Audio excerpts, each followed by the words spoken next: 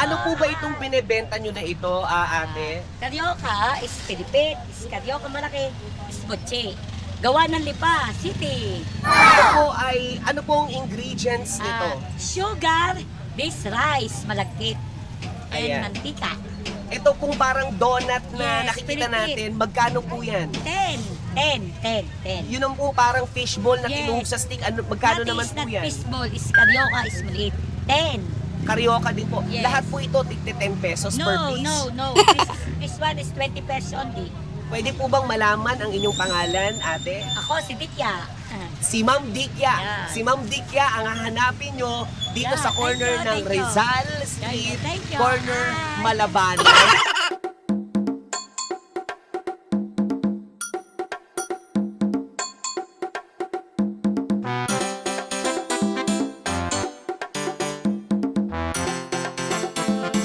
Mga ka-people, alam nyo ba na ilang dekada nang nakakalipas, ako ay dating batang palengke, batang kalye, batang palaban.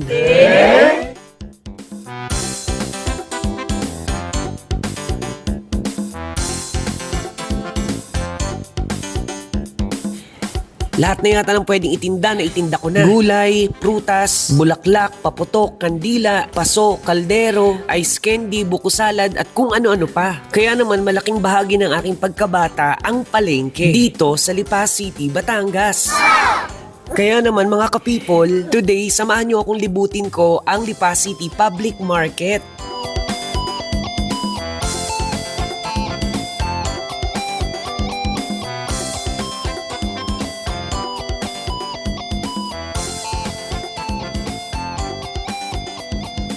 Sa mga hindi nakakaalam, dati ako naging parlorista, dating designer dito sa Lipa City, dating choreographer, dating amaturista, at dating kontisera.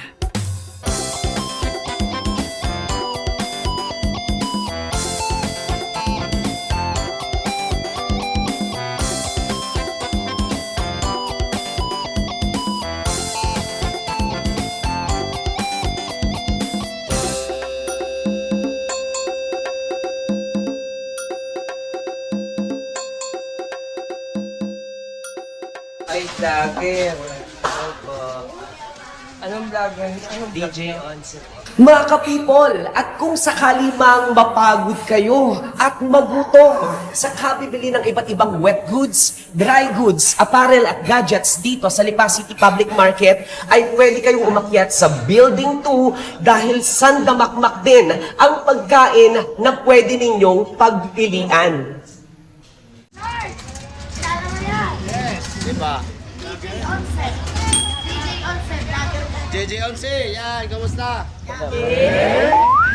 At mga ka-people, ang sekreto lang para hindi ka malito sa pamimili dito sa Lipa City Public Market, dapat alam mo ang building na pupuntahan mo.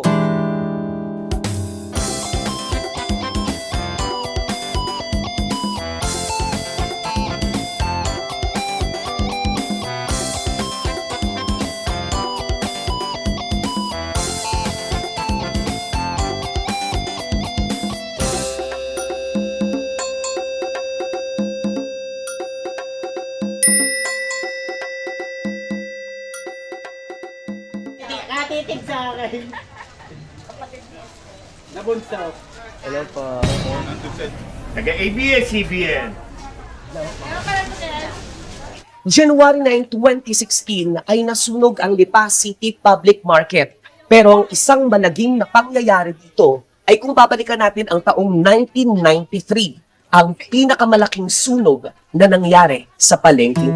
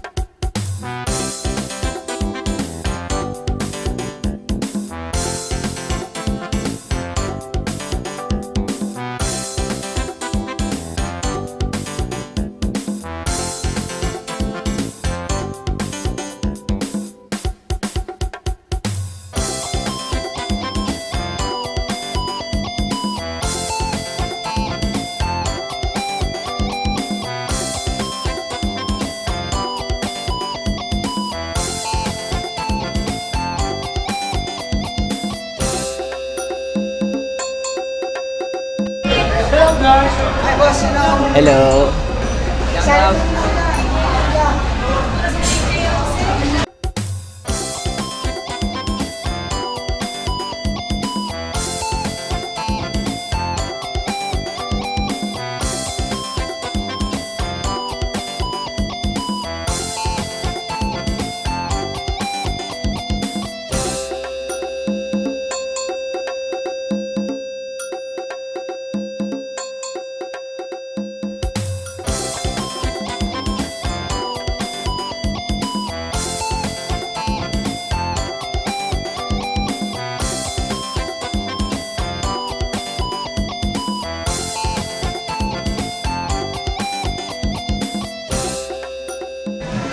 Ang wet market ng Lipa City, Batangas ay ang isa sa dinadayo ng wet market hindi lamang ng mga Lipenyo, kundi ng mga karatig lugar katulad ng Rosario, Padre Garcia, Malvar, Tanawan, Santo Tomas, San Jose, Batangas. Dahil kitang-kita nyo naman sa paligid ng wet market na ito na halos kumpleto ang lahat ng pwede ninyong bilhin. Lalo na kung pupunta ka dito sa oras ng madaling araw kung saan nagkukumahog, nagkuunahan ang lahat ng mamimili na makakuha ng pinaka-fresh na isda o seafood dito sa wet market ng Lipa City, Batangas. Itlog, itlog, itlog at napakarami pang itlog. Samahan pa natin ng sandamakmak na tuyo na napakasarap ipang ulam sa kanin na sinangag na napakaraming bawang. Lalo pa ngayong darating ang Holy Week na talaga namang iiwasan natin ang pagkain ng karne. At mapupunta muna tayo sa pagkain ng mga isda. At mga kapipot, kung ang hanap ninyo ay mga kakanin, hindi din kayo mapapagod na pumunta at maghanap dahil sandamakmak din ang klase ng kakanin dito sa Lipa City Public Market. And mind you, pagkatapos yung kumain ng kakanin, sandamakmak din ang mga bulaklak na pwede nyong pagpilian, pambigay sa mga mahal nyo sa buhay. Ang dahilan kung bakit hindi mahirap ang pagbiyahe dito sa Lipa City Public Market ay dahil sandamakmak din ang mga tricycle drivers dito kung saan may mga kanya-kanyang ruta kung saan ka man nanggaling, malugod ka nalang ihahatid pagkatapos nyong mamaraka dito sa Lipa City Public Market. Hello po. At itong tinatawag natin na fish toda na kung saan kapag sumpay ka dito kahit saan pwede kang dalhin. Pero ang main ruta nila, Balintawak, Lipa City. Hello kuya, anong pangalan mo? RJ Solis po. RJ Solis. Anong pangalan mo kuya? Gerald po. Gerald, kayo po ay parehong tricycle driver? Derry. Tambay lang. Tambay ka lang? Sumasama ka sa mga drivers? Ayun, sa tiwing po. Na isang driver din. Ayan. Tapos ikaw kuya, gaano ka nakatagal na tricycle driver ng fish toda? 10 na yata. 10 taon ka na. Kamusta? Mula nung unang taon hanggang sa ika-10 taon mo bilang tricycle driver dito sa Lipa City. Okay naman yun. Nagkasawa na. Nagkasawa na, pero ang tinutukoy ko yung panahon ng pagkita mo, yung nung unang taon mo ba hanggang sa ika-10 taon mo, may napansin ka bang pagbabago ng sistema sa palengke, pagbabago ng kinikita mo bilang isang tricycle driver? Buwan ng marami ng huli. Di kolorum ako, kolorum. Kaya hindi masyadong makikita ng marami. Ano ang hirap, ano ang sakripisyo na kinakaharap ng mga tricycle driver dito sa Lipa City? Ano yung hirap, sakripisyo na kinakaharap ng mga tricycle driver dito sa Lipa City? Marami nga unang mahuli. Yun lang ang problema, manghuhuli lang. The rest, walang problema. Tama yung proseso, tama yung sistema. Narinig nyo, wala namang masyadong hirap sa pagiging tricycle driver. Nagkataon lang, kolorum yung tricycle ni kuya. Meron kang lisensya, wala kang prangkisa. Mahal ba kaya hindi natin napapalagyan? Magkano? Sa tao kayo pumili, mga 150. May gitpaw daw ang presyo. Okay, kung ikaw nga ay isang tricycle driver, medyo may kamahalan ang pagkakaroon ng prangkisa. At itong 150,000 na 100 daw, 150. Ito, 150,000 and above, ito ba ay pang isang taon o pang maraming taon? Yun na yun. Kumbaga pang habang buhay na. Kaya pala medyo kumukulot yung noo ng mga tricycle drivers natin. Hindi po pala biro ang pagkakaroon ng prangkisa dito sa Lipa City. Kuya, ikaw naman, matagal ka ng tricycle driver? Ano lang, mga 3 years pa lang po. Anong pangalan mo, kuya? CJ po.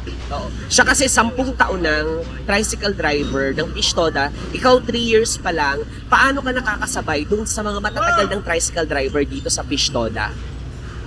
Tiyaga lang ang bao. Ayun, tiyaga. Meron kayong asosasyon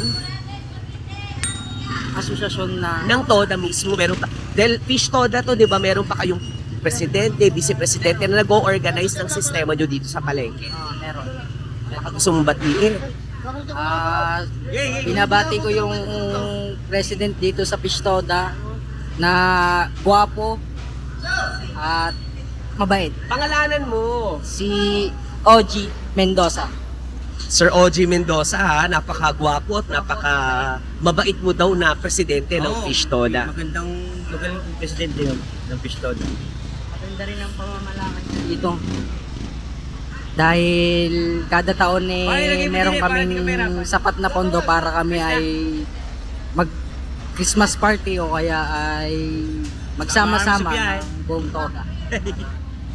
Ayan, narinig nyo po sa mga tricycle driver ng Pistoda, maayos naman ang sistema, maayos ang pagtatrabaho ng kanilang presidente. Kaya doon sa mga pasahero natin, aba, kapag nagbayad naman kayo ng pamasahe, bigyan nyo naman ng konting tip. Magkano na bang pamasahe sa mga oras na ito? Pag SM mo, 5. Pag sa buwan, 5 rin. No? Sa halagang 50 piso, makakarating na po kayo sa paroroonan ninyo. Maraming salamat mga tricycle drivers ng Pistoda. May gusto ba kayong shout out? Shout po sa aking asawa. Michelle Solis. Okay na po, shout out. Shoutout po sa aking tatay na mabait, Pangalan? si Domingo Lacerna. Makikita natin ito sa YouTube. Mga ka-people, kamustahin naman natin ang Lipa City sa oras ng gabi.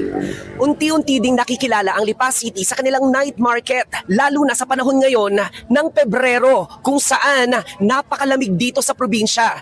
Iba't ibang pagkain ang inyong makikita, iba't ibang pagkain ang pwede nyong bilhin, iba't ibang pagkain ang pwede nyong matikman dahil dito sa night market ng Lipa City, kumpleto ang mga pagkain.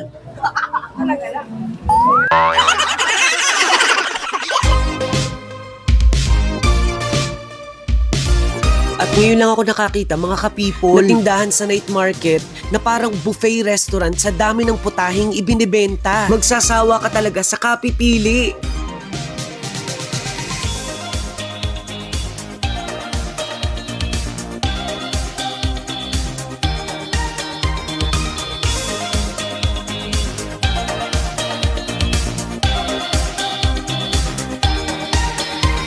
Pero alam nyo ba mga ka-people na ang isa sa pinakagusto kong putahe kapag umuwi ako ng Batangas? Yung Batangas goto namin. Mga lamang loob lang at sabaw. Sa Batangas kasi walang kasamang kanin yung goto. Hindi katulad sa Maynila. Sa Batangas kapag ang goto nilagyan mo ng kanin, ang tawag na namin lugaw.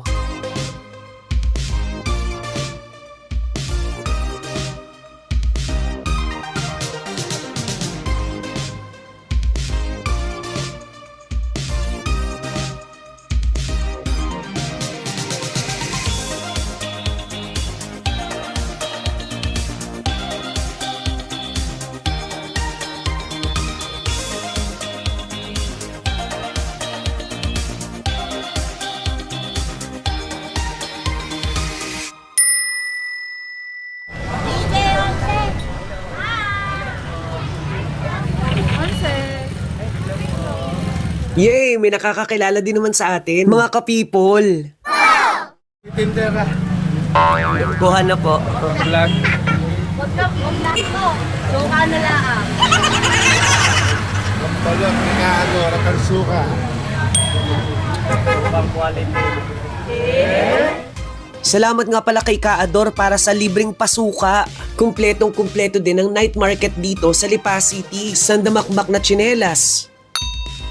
Sandamakmak na relo. Sandamakmak na gitara. Sandamakmak na mga prutas.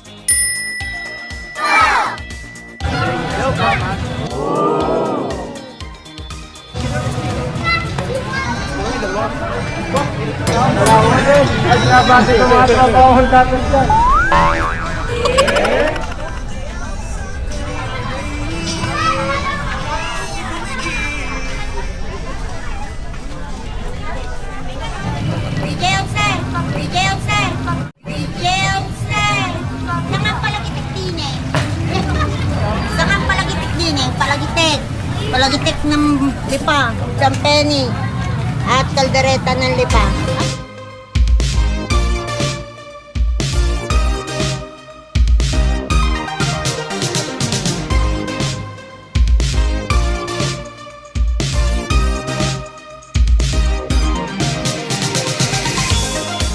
Hindi rin mawawala ang mga tambay, mga ka-people, na sobra sa kakulitan.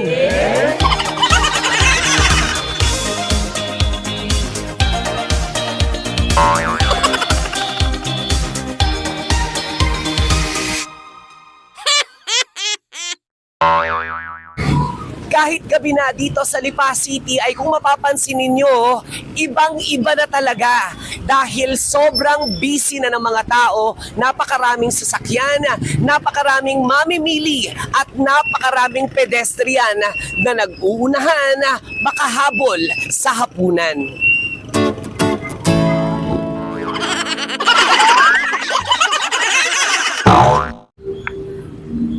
Mga ka-people, iba't sarap kasabay ng January 9 at kahit hanggang Santo Tomas at Santa San Jose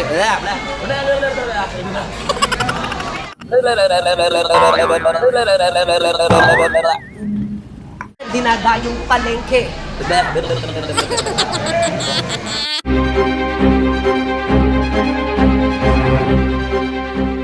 Kahit anong istorya, kahit saang lugar, kahit sinong tao, basta't interesado ang mga people, pupuntahan natin mga ka-people. Dahil ito ang content na ikukwento ko ang mga kwento nyo. Basta ang mahalaga, dapat totoo. Ako si DJ Once at ito ang Content Create Ko by DJ Once. Kaya follow and subscribe na please.